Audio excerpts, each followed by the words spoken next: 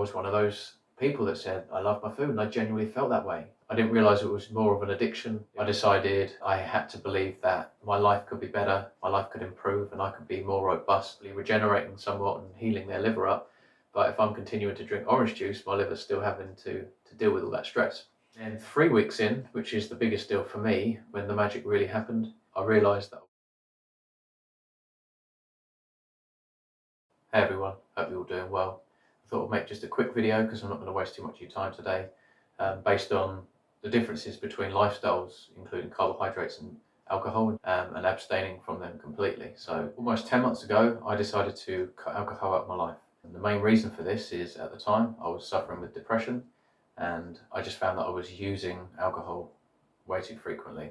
And actually it just didn't seem to help, though I would always turn to drink to solve problems, which wasn't the case. Obviously, you're just kind of pushing them aside and ignoring them, and then deciding to kind of escape somewhat using alcohol. So this used to be a daily thing for me. Something bad happens, you kind of have an unexpected problem, and I would always just think, I can solve that. I'll go to the fridge and drink a beer. So basically, ignore my problems, push them aside, pretend they're not there, and escape somewhat using alcohol to lower my anxiety, to lower my stress response. And the thing with alcohol is it lowers anxiety. That's why it's such an easy thing to use, and abuse really is the problem. So certainly helped me sleep, at least sedate myself into sleep, which again is obviously a problem. You're blocking your REM sleep, and perhaps getting up in the middle of the night to go to the toilet, and it's just very toxic. You block protein synthesis.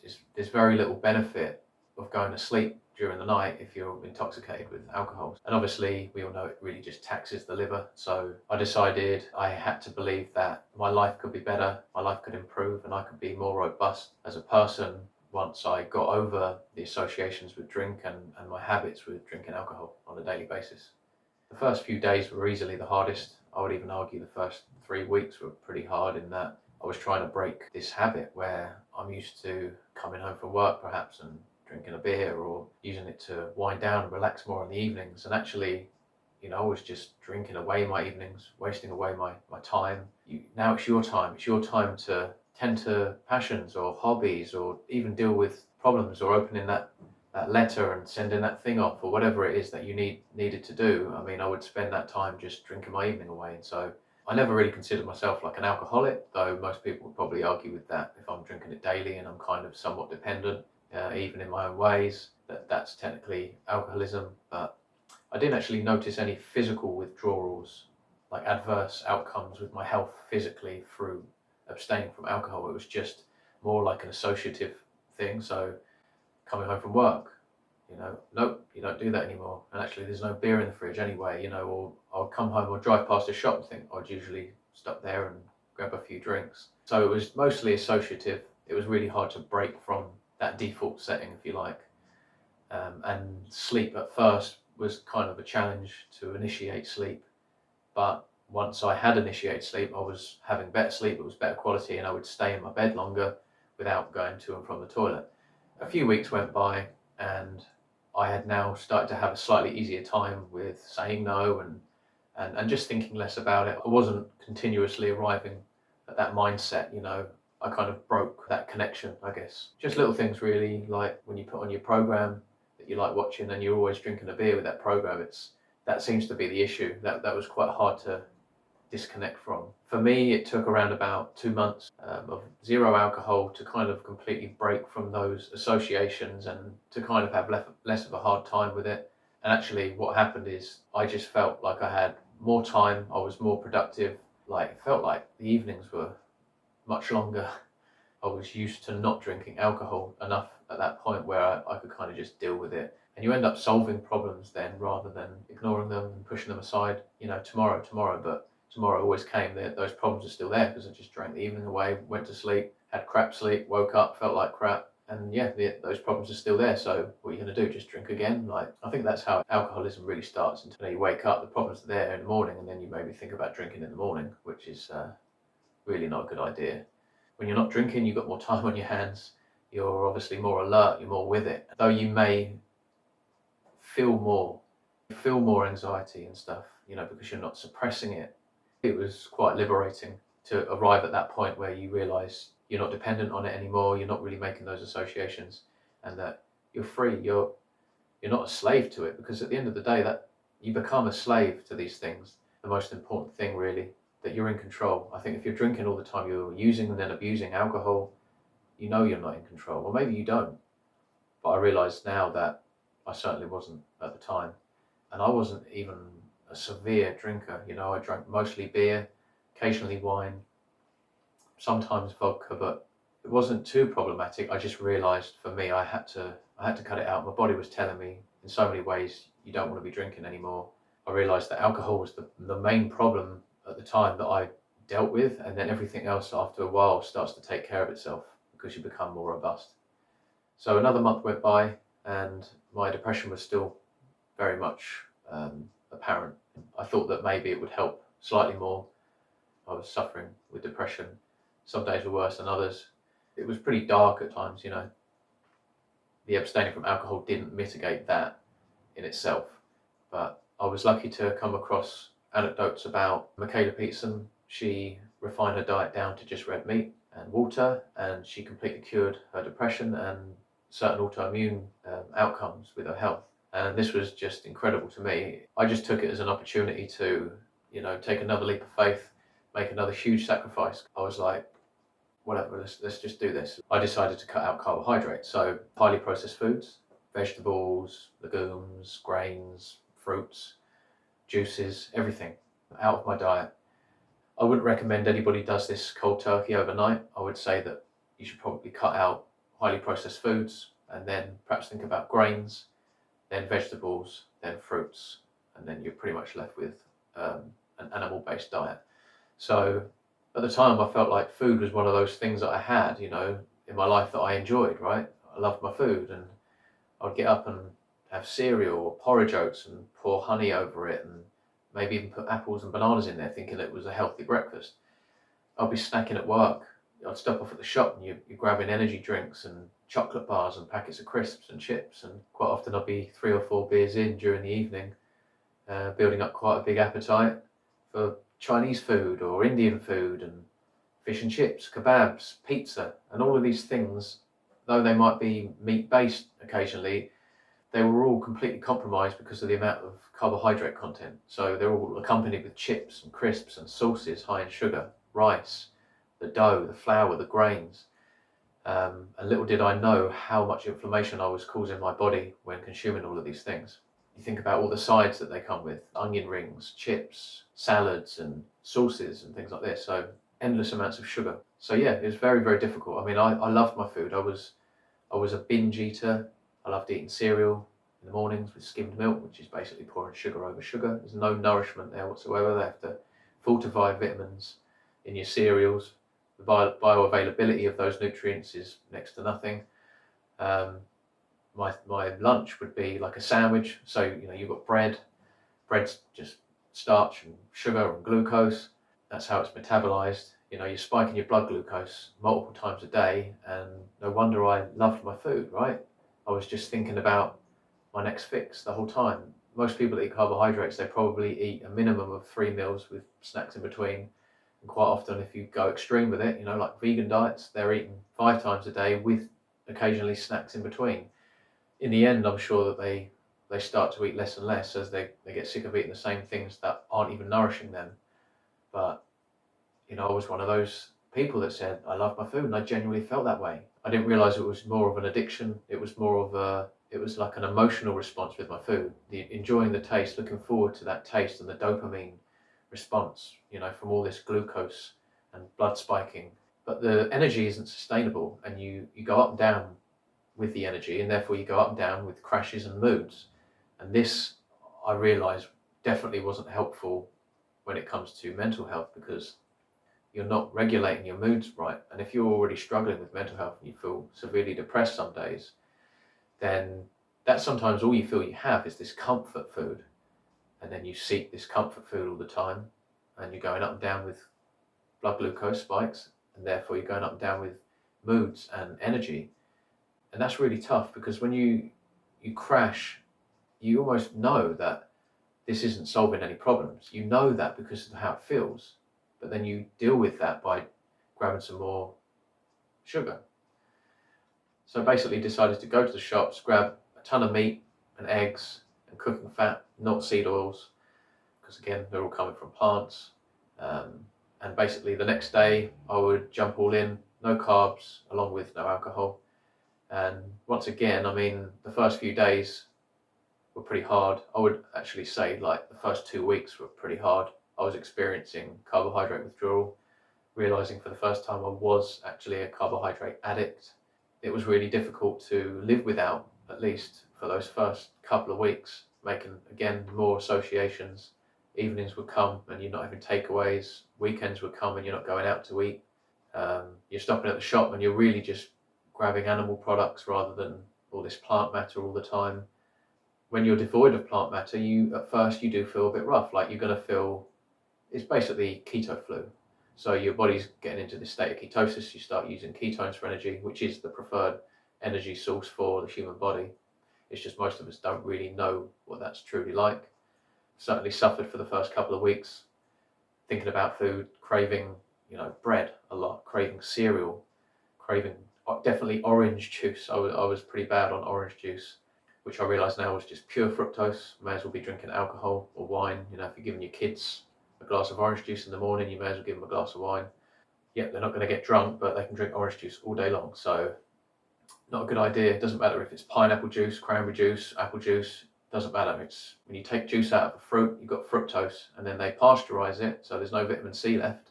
And then they don't even put vitamin C back. They usually put ascorbic acid in it. So you're just drinking a big old glass of fructose, and your liver has to metabolize that. Counterintuitive for someone who's aware that their liver most likely has been overtaxed. They're hopefully regenerating somewhat and healing their liver up. But if I'm continuing to drink orange juice, my liver's still having to deal with all that stress.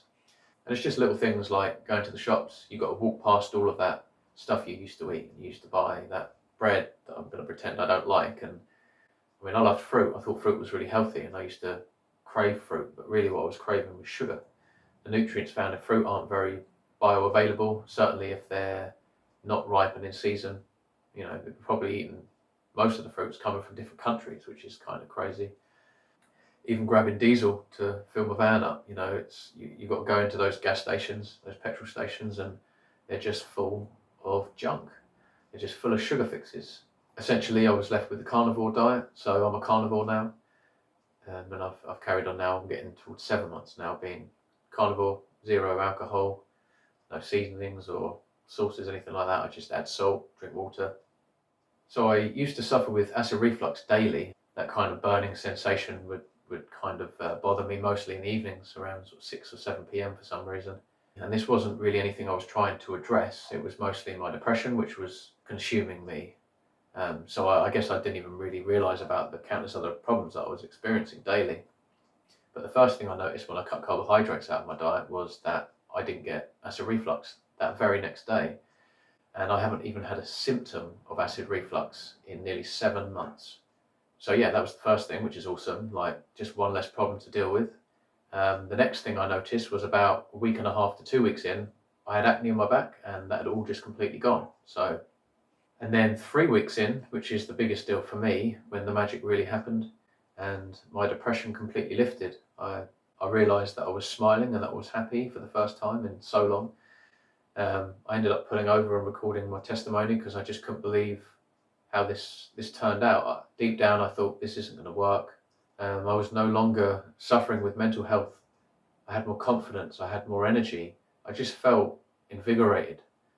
I've got this life that maybe I once had when I was a kid. I was smiling for almost no reason, just really on how I felt. It was almost like a reward for the sacrifices, the hard work, the sticking with it. You have to believe somewhat, I think. But I did take this huge leap of faith and cut all these things out that I loved so much. And I can tell you right now that I love my life a hell of a lot more. And I don't have to consume carbohydrates. I don't have to go out to eat. I don't have to drink alcohol. Or I wouldn't even have to drink alcohol to get up on a dance floor. Or I don't have to go to a pub so that I'm social. I just feel like my brain's been completely cleared of all the fog and that I can see and hear and think better. It's really difficult to describe, but my head feels lighter. It's like I have access to a larger capacity of my brain. The energy is unbelievable, but honestly, just to be out of that pain and suffering, it's just so worth it. It's like, say, a computer that's all jammed up with too many programs running, maybe a virus or something like that, and then you take it in to a professional and they clear the viruses and they reset your computer. It's like that. It's like I'm a new human being. I have a brand new life. Like I have my life back, but it's new. Like it's taken me somewhere above what I knew was real. I mean, my brain works better. I can think more clearly. I'm more articulate with my speech. I mean, you might think that I'm not even that articulate, but if you would have talked to me a year ago, I was a different person. I mean, I clean windows for a living. My responsibilities really are just to regularly clean people's windows and keep them clean. There's no issue there. If I accidentally miss a window, it's like a big deal. It's just so powerful to me, the fact that you can almost choose to suffer more, right, and giving up something that you love, something that I was dependent on, something that I was addicted to. I think I was more addicted to carbohydrates than I was alcohol. Alcohol was easier than the carbohydrates. But now I'm here 6 months later, 10 months nearly, no alcohol, and over 6 months eating just meat, eggs, fish, and some dairy, add salt, and that's it. Now I'm beyond 6 months, I don't have any cravings for carbohydrates, no sugars, no dessert. So my partner's child, Sky, who lives with us, she's like my stepdaughter basically. She had these weird pink donuts with all these sprinkles on top, and she has a cheat day, so she's usually on a loose ketogenic diet, and she has a cheat day, right? That's fair enough.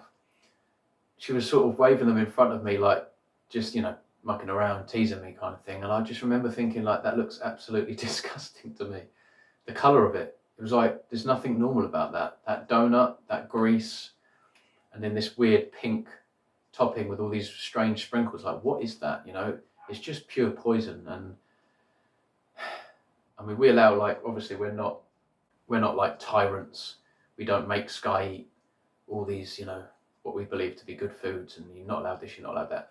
She's young, she can metabolize things pretty well, and I believe she's on a far healthier diet than probably everyone in her school. So she wants a cheat day, that's absolutely fine, and she'll choose what she wants, and then Lucy will go and grab whatever it is that she requested.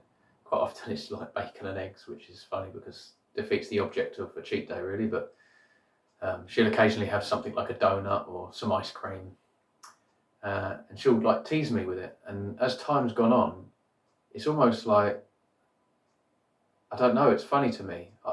I don't get it anymore. I don't get those cravings. I'm free. It's liberating to be in this position where I don't think or need or depend on alcohol and carbohydrates, because they're both pretty bad. They're very toxic. I don't think that people really know what it's like to feel like an actual human, because they've never tried it. They haven't eaten the human diet. They've always had dessert. I mean, if you grew up and you've had cereals and you have fruits and vegetables on your plate, even if you're having like meat, most likely it's very low fat. If you're having dairy, most likely it's very low fat. You're in the stores, you go down to grab some dairy and it's just like 0%, 1%, 5%. Like the worst you see, it seems, is like 10%. And that's like, ooh, 10% fat. That's another thing as well. People are going to think I'm crazy, but I don't burn in the sun anymore. Right? I look kind of pale, but I live in England. I haven't seen sun for quite a while. The most sun I saw was in France when we went skiing, where it was minus 26 one of those days, actually. I had more sun there in minus 26 conditions than we've had here. So that's the reason why I'm quite pale. And when the sun's out, I'm out in it because I want that vitamin D. We synthesize vitamin D via cholesterol and the UVB rays. It's not even a vitamin, it's a hormone. And so I'm very interested to get out in the sun. I realise how precious that is, especially over here. But yeah, people think I'm crazy when I say that, but it's true. The reason why this is when you eat plants, it increases photosensitivity. You're having levels of omega-6 to omega-3 the wrong way around, right? Linoleic acid in the body. So what happens when you're eating loads of plants is that your photosensitivity goes up, right? You're having omega-6 to omega-3 ratios the wrong way around. So you're having a ton of linoleic acid just corrupting your body, and then that's why we have all these skin conditions, it seems, and that's why we burn in the sun. It makes absolutely no sense to have to put on sunglasses and sun cream. Why would we do that? It's basically a nutrient. You could look at it like that. The sun is a nutrient. Like, we need it. You want to stimulate your eyes. You want to be energized by it. You want to synthesize vitamin D, and you're not going to do this without any sun. But you're going to struggle to do this when you're eating just nothing but plants as well. That's why if you look at vegans, they're so pale. The moment they start eating animal fats and animal proteins, omega-3 is restored in the right ratios to omega-6, because omega-6 is going to confuse the body when it's in similar or higher doses, and then you're not going to get much omega-3. So when omega-3 trumps omega-6, which is like basically amongst animal foods, eggs and fish and things like that, even meat, they're restored in the right way, and then you'll find you don't burn. So, and we put this to the test. I mean, me and my partner Lucy, we were in Jersey to attend her sister's wedding. There was scorching hot sun, and we went on this long walk. She had basically come up with this whole, when in Rome, look, I'm going to enjoy myself, it's only a weekend kind of thing, right? And I just stayed strict on it because I don't moderate. I was like, I can't afford to, I don't want to. This was early into the diet for me. It was probably like 6 weeks or something like that. And so we put it to the test. We went on this long walk. The sun was out all day long. We were wearing very similar clothes, like vests kind of thing and shorts. And she burnt and I didn't. And she's got more of a Mediterranean olivey type skin, right? And she doesn't burn that easily in the sun. And I used to just blister up. It used to be really bad for me. But we went on this walk. It was like a 6-hour walk, like 3 hours there and 3 hours back. And I didn't burn. And I was like, wow, this is crazy. I've heard about this sunburn paradox. And there you go. I mean, the proof's in the pudding. I don't sweat anymore, really. I think, again, this is due to the fact that there's very little toxins in my body coming from plants and alcohol. I think if you eat loads of carbohydrates, there's a lot of oxalates and lectins and tannins and phytic acids and all of these things that's taxing the body, makes the body work hard. Fiber, the body doesn't want it in there, it just wants to get rid of it. It doesn't break down, so it has to push it out daily, right? But it doesn't mean you're going to have a good digestive experience all the time you're consuming fiber. And so I think all of these things tax the body, they overwork the body, and then along with all these extra toxins coming from, like maybe fructose or maybe just certain acids and phytochemicals in plants, defense compounds in plants, because they're not defenseless. They don't want to be eaten. Anything that's alive has fought to be here, right? It's what nature's selected to be here, and that's not by coincidence. We all have our ways to defend ourselves, and their way is defense compounds in the way of toxins and anti-nutrients. So again, it must be another reason why I feel so light and free, and I don't sweat and I don't burn, and I don't seem to suffer as much with stress, and I don't berate myself mentally and physically on a daily basis. I'm more robust, and I feel like a proper human being for the first time in forever, really. I feel more like a child in that relationship with life, that kind of outlook and low stress. And I've got more responsibilities now as an adult, but I don't feel like a typical adult, at least like how I was. So I've evolved, and it's for the better. So I'd recommend to anyone, as hard as it sounds, to cut any of those things out, alcohol or certain carbohydrates. I would say highly processed foods are obviously a big issue for anyone. That's just obvious, right? But I would argue that seed oils are just as bad, and they're obviously within almost every highly processed food. I would argue grains and legumes are absolutely horrific, and vegetables. Why are we eating vegetables? Our kids know better than what we do because we've been misguided with misinformation, brainwashed, you could say. But babies' bodies, they function on autopilot. They're so smart, right? You give a kid a vegetable, they spit it out. We should probably take notice of that. You feed the kid milk, egg yolks, chewed up meat, some fish, they don't spit that stuff out. So again, it's sort of an indication as to what we should eat and what we shouldn't eat. I'm certainly a testament. I know this is just an anecdote, but I cannot tell you the difference in those two lifestyles, one with carbohydrates and alcohol and one without. I don't drink teas or coffees either, in case you're curious. I never have been much of a fan of those, never really depended on those. I was big on orange juice all the time, which is just about the worst thing you can do, really, because of the high fructose content. It's going to rot your teeth. If it's rotting your teeth, it's probably no good for anywhere else. If you think about all plants, starches, sugars and acids are going to erode your teeth. Well, what's going on in the rest of the digestive tract and in your system and in your blood? If you think about sinking your teeth into some meat or fish or dairy, there's not going to be any, or eggs, there's no problems. Your teeth are going to be just fine. You probably never have to go to a dentist in your life. So again, another indication as to how non-inflammatory those foods are. And I have a bag now. So I have an ostomy bag where I lost my colon, probably due to fibre, most likely being the biggest culprit, but plants in general cause inflammation and problems, seed oils, lectins, that kind of thing. So anyway, thanks for watching, guys. Have a good day. Cheers.